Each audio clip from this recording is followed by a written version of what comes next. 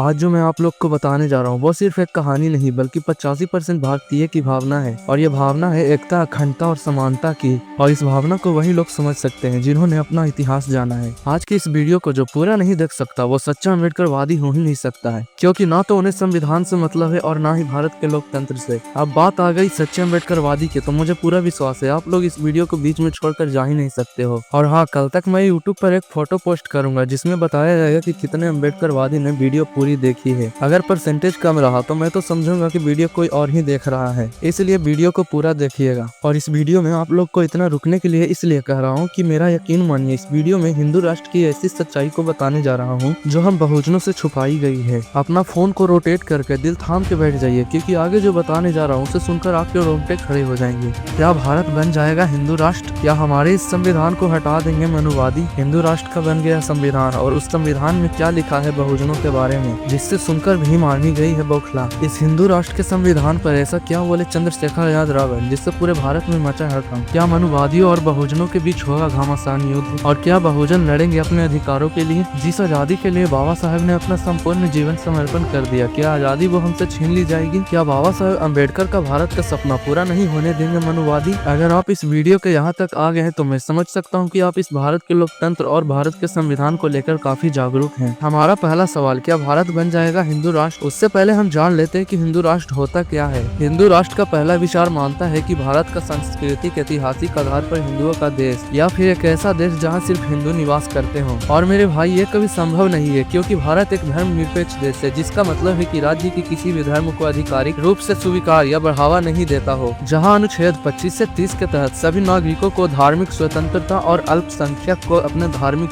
शैक्षिक और सांस्कृतिक अधिकारों की गारंटी दी गई है। वहीं कई लोग का मानना है कि यदि भारत को हिंदू राष्ट्र बनाना है तो संविधान में बड़ा संशोधन करना पड़ेगा, जिससे संसद में 2/3 बहुमत पारित करना होगा और इसे सुप्रीम कोर्ट में चुनौती दी जा सकती है। अब मेरे भाई, आप इससे समझ सकते हो कि हमारा संविधान और लोकतंत्र काफी ज्यादा खतरे में है। और आने वाले समय में अगर हम जागरूक नहीं हुए तो ये लोग हमें फिर से धर्म की जंजीर में जकड़ कर रखेंगे। अगर आज हम अपनी आवाज नहीं उठाएंगे तो कल ये हमें फिर से दबाने की कोशिश करेंगे। और अब हम बात करते हैं मनुवादियों द्वारा संविधान को हटाने की, तो मेरे भाई सबसे पहले अपने लोगों से कहना चाहूंगा कि अगर आपको अपना भविष्य अच्छा देखना है तो अपने वर्तमान पर ध्यान केंद्रित करो, नहीं तो ये हमें फिर से गुलाम बनाने वाली संविधान को बना चुके हैं। अब वक्त आ गया है, हमें अपने हित के लिए, अपने मान सम्मान के लिए हमें फिर से एकजुट होने की आवश्यकता है। और उन्हें ये एहसास दिला देना है कि बाबा साहेब की औलादे अभी जिंदा है। और उन्हें यह भी एहसास दिलाना है कि जिस संविधान को बनाने के लिए हमारे बाबा साहेब ने अपने जीवन समर्पण कर दिया, उसी भांति हमें भी इस संविधान और लोकतंत्र को बचाने के लिए अपने जीवन समर्पण कर देना है। अब हम बात करते हैं हिंदू राष्ट्र में बहुजनों के बारे में क्या लिखा है। उससे पहले हम जान लेते हैं कि चंद्रशेखर आजाद रावण ने हिंदू राष्ट्र के बारे में क्या कहा। ध्यान से सुनिएगा। देखा जी, देखिए धर्मांतरण की बात क्योंकि हो रही है और धीरेन्द्र शास्त्री तो आप सुन ही रहे हैं उनको,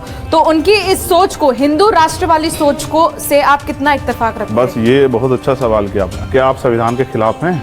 यही मेरा सवाल। नहीं, अभी आप संविधान की, मैं तो नहीं हूं। अभी आप संविधान के बारे में मुझसे पूछ रहे थे, यूनिफॉर्म सिविल कोड पे। मैंने पूछा आप इससे इत्तेफाक मैं क्या कह रहा हूँ, देखिए ये भारत है ना, सेकुलर भारत, ये इसकी पहचान है। अनेक धर्म, अनेक जातियां, सबकी अलग परंपरा, सब कुछ। आप हिंदू राष्ट्र कैसे बना दोगे?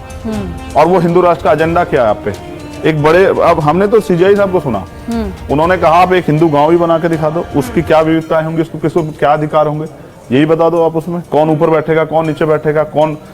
सबसे पहले आप इस बात को समझ लीजिए कि 85% लोग हिंदू नहीं है। और जाहिर सी बात है, जब हम लोग हिंदू नहीं है तो जिस प्रकार अन्य धर्मों के साथ व्यवहार किया जाएगा उसी प्रकार 85% वालों लोगों के साथ भी किया जाएगा। और इसमें भी 85% लोगों में से कुछ ऐसे लोग हैं जिन्हें अपने ही इस संविधान को बदलने की इच्छा रखते हैं। अगर ऐसा नहीं होता तो उन लोगों की हिम्मत न होती कि हमारे संविधान की तरफ आंख उठा के भी देखते हैं। और अगर आप लोगों में से किसी को भी ऐसा लगता है कि मैंने जो बात कही है वो हिंसा भड़काने या फिर किसी भी प्रकार का विवाद से जुड़ी है, तो उन लोगों से कहना चाहूंगा कि अधिकार के लिए आवाज उठाना, अधिकार के लिए संगठित होना और अधिकार के लिए लड़ना, ये अगर हिंसा का प्रतीक है तो आप ही लोग बताना, क्या बिना भीमा कोरेगांव के युद्ध के बिना हमारी कोई अस्तित्व रहता? अगर हमारे बाबा साहब ने अपनी आवाज भरी संविधान सभा में नहीं रखते तो क्या ये हमें आजादी मिल पाती? और अगर बाबा साहब ने समता सैनिक दल बनाए बिना और या फिर बिना संगठित हुए बिना हम लोगों को आजादी दिला पाते? नहीं, बिल्कुल नहीं। अब आप लोगों से एक ही विनती है कि आप लोग इस वीडियो को अपने व्हाट्सएप ग्रुप में शेयर कर दें और हमारे इस संघर्ष में योगदान दें और हमें अपना सपोर्ट दिखाएं।